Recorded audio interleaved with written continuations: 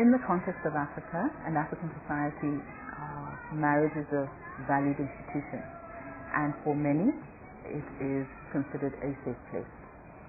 However, in the era of HIV and AIDS, we're having to rethink some of those notions. The ideal marriage is when two people come together and they form a family, and they continue that family without defiling it by bringing in other people. That's the ideal. That's the ideal. What's the real?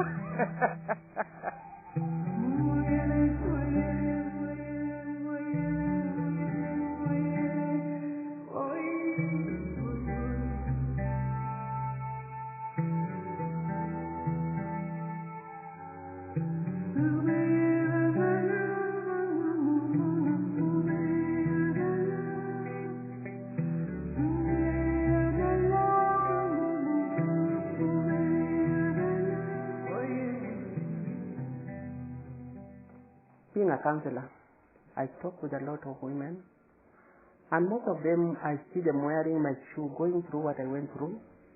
It was not a very good marriage, but as a woman, I kept on giving birth until I got my 4 children. But even within this time, he had multiple girlfriends.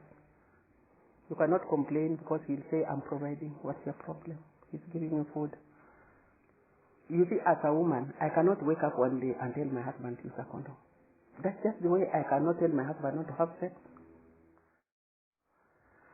So when I got my 4 children, he started getting sick. Within 2 months, he passed away. So I can say that's how I got infected. I got it in my own house, in my own bed. That's what happened. Yeah.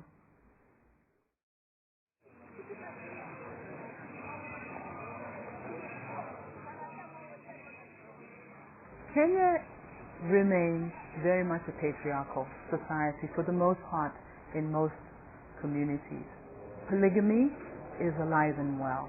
It's gone underground somewhat, but it is still very much a part of the lives of many Kenyans. The health of the women is entirely dependent on the sexual behaviors and mores of the man whom they share. Customs such as dowry have been so corrupted so that people now believe that when you pay dowry in marriage, you're paying basic ownership rights over the woman. Some women just transit through life being owned. You're owned by your father, and then you're passed on to your husband.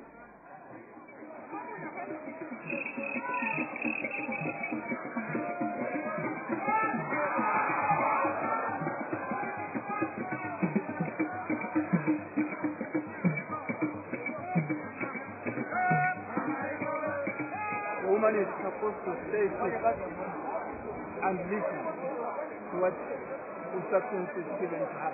The boss, yeah, the man. The man has to be the boss.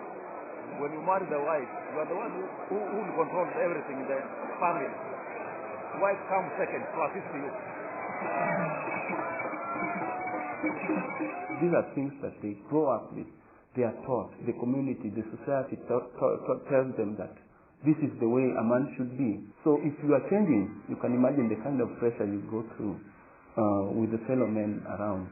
Definitely, they'll see you're behaving differently nowadays, my friend. What is wrong? They'll be questioning you. What kind of a man are you? You're allowing your wife to decide for you on certain things or to help you make a decision on certain things. Then you are not man enough.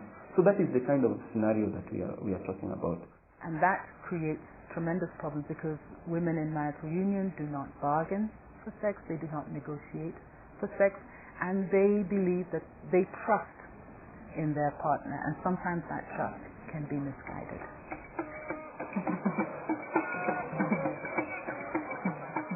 Your strength is measured by how many women you can conquer. That's a mentality actually. Do you think that's true as well for men who are married?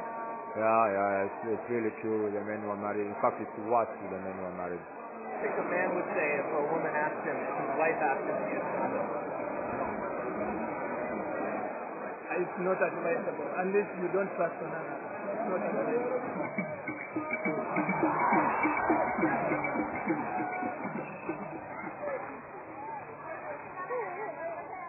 I think in Kenya or in Africa, women have no say. So if you end up in marriage, in an abusive marriage, you just have to live with it because you have nowhere to turn to.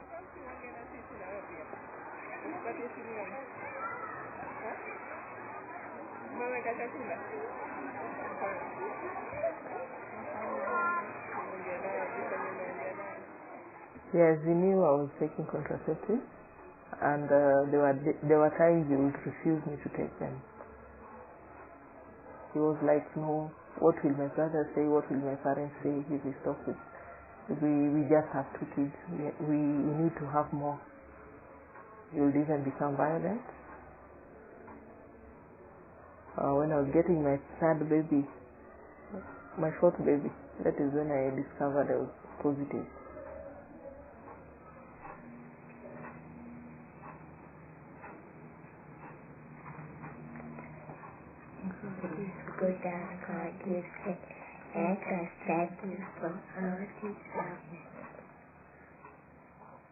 You have to depend on this man for everything. The house rent, he pays the school fees for the kids, he buys food in the house. You don't question where he walks, how many women he has outside, for the sake of these children. You know, single women will choose. They can choose how to run their life, but not a married woman.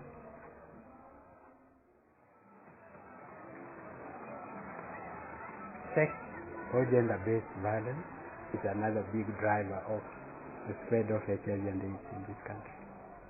It's probably based on belief that a woman should always say yes to what a man wants, and if for any reason a woman says no, they need to be beaten or raped. And you know, when you are physically assaulting somebody, either through punching or hitting them or raping them, then during that time there's no prevention.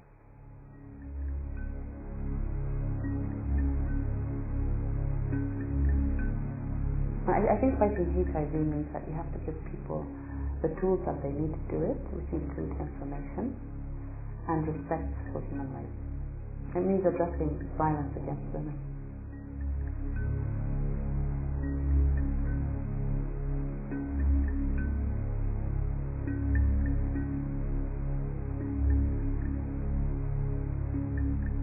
They said that there can be no rape in marriage. It's because people assume that the husband has rights over his wife, including sexual rights. It's a cultural attitude and something that needs to be discussed.